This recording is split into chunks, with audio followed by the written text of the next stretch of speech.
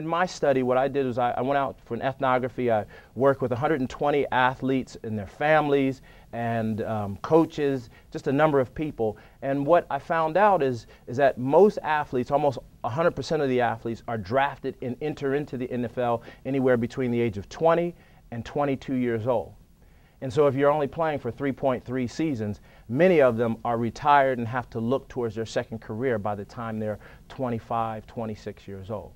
So that's a real stark reality for many people. It hits them right in the face. And the player annuity program, this basically what happens is you have to play. What's really important is, I want to point out here, is that you'll see that you need to be in the league 4 or more credited seasons in order for the NFL to put $65,000 in an annuity account for you. Now you can obviously, you know how annuities work, you can obviously contribute it to yourself, but for this amount for your retirement fund from the NFL, you have to be able to play 4 or more years. Now, can anyone tell me right up front what the big issue is with that?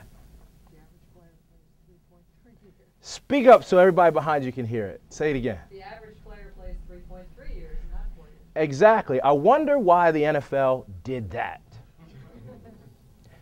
They don't want to pay out the benefits to people. It's quite obviously.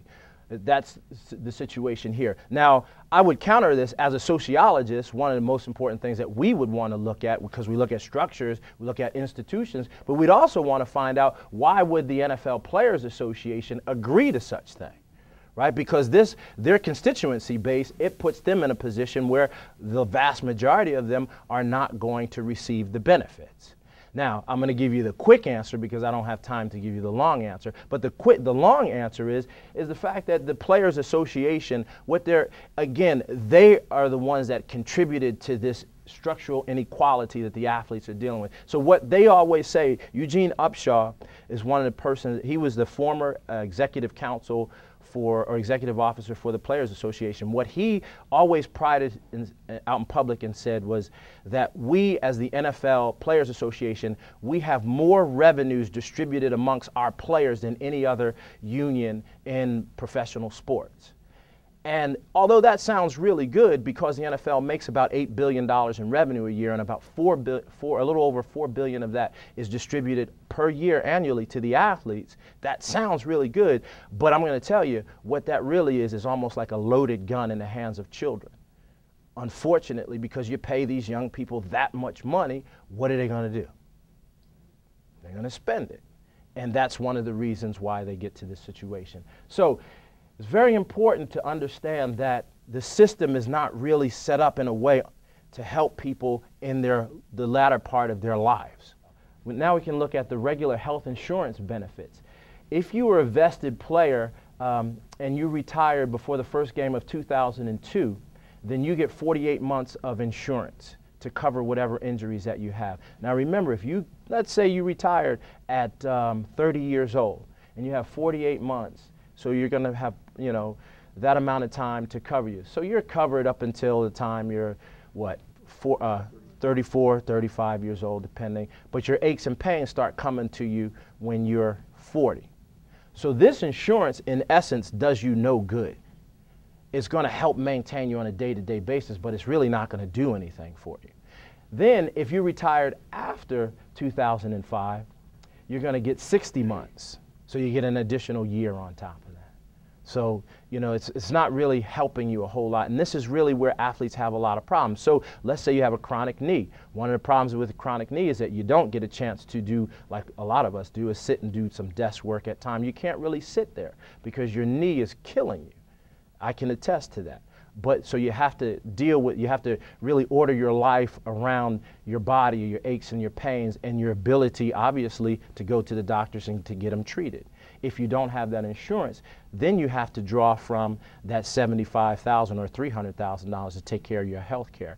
The other thing about that I'm sure everyone here can recognize and understand is the debate that's taking place in the Senate right now, is that you have pre-existing conditions. So you try to go out and get insurance to take care of you and your family.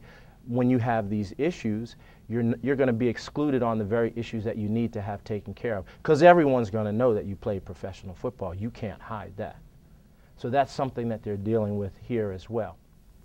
Now, since I have about 5 minutes left, I want to go and just draw out some of the quotes that I found when I was out in the field, and how they, kind of resonated with me, and how they really, hopefully they'll shed light on terms of how athletes were seeing themselves when they're ready to get out of the NFL.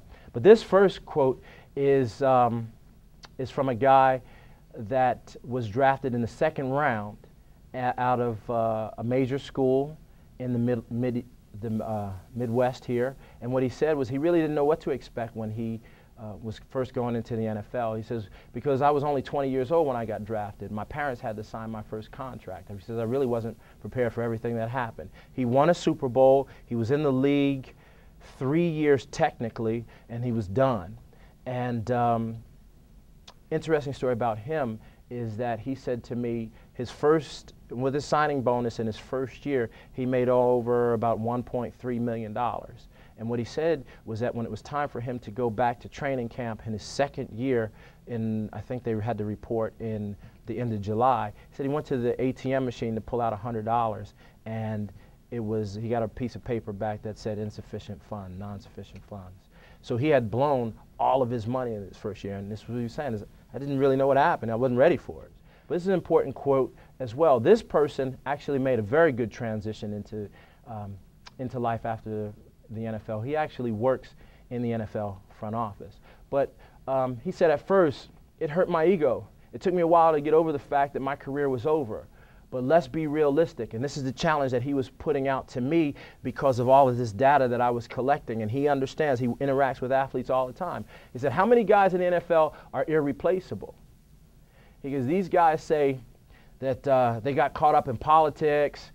They're really fooling themselves. Ask these guys, how many games would the team have won by selecting you instead of the other guy? The truth is, most guys are interchangeable. They can plug in one guy for another and it won't make any real difference. And that's the philosophy of the NFL. The NFL says, hey, you know what? You become too expensive, you're out of here. I'm always looking for the best person that's out there. So the moment that you get drafted, you got a shelf life. The clock is ticking. They're trying to get rid of you that moment. Why? Because they're hoping if you play running back that they can get the next big guy. If you play quarterback, they're hoping that the next guy down the pipe is who they can get. They're looking for the next Peyton Manning. So it doesn't matter that you had a good year. They're looking for someone who can take them to the Super Bowl year after year after year. And that's what guys are faced against all the time. And that's what he's trying to say.